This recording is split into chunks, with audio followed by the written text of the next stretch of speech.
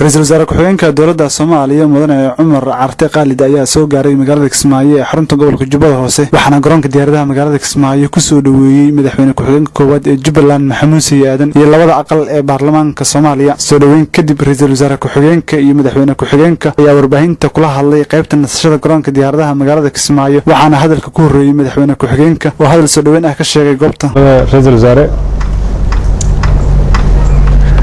soo dhawow halkaan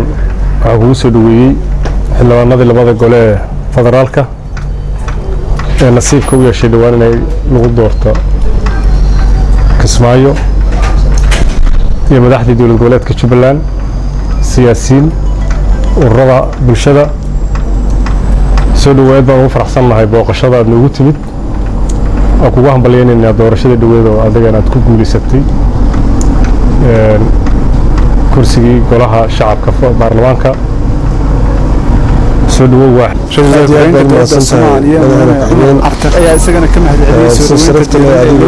isagoo xusay in uu ka qayb galo xafladda sootinta labada aqal ee baarlamaanka Soomaaliya ee lagu doortay magaalada Kismaayo aad iyo aad baad mahadsantahay madaxweyne ku-xigeen si sharafta leh adiga iyo xildhibaanada labada gole ee dhawaan la soo doortay iyo madaxda dowlad goboleedka Jubbaland iyo ururada bulshada iyo siyaasiyiinta kaleba aad ugu soo dhaweysan aad baan ka mahadcelinayaa waana ku mahadsantihiin wasaad sheegtay waa maaha markii ugu horeysay imanaya Kismaayo runtii waxaad moodaa iminka inay xiisaba kuu qabanaya Kismaayo marka inaan runtii idin yimaado oo munaasabadan aan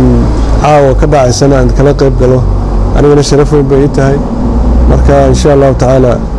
wixii kala hawlana kulliba waa gudagali doonaa laakiin aad iyo aad baan mahadsantihiin waana ka xumahay inaan ku soo daahnay runtii Zakariya Cabdi Qaadir Karazay Bulsha TV magaalada Kismaayo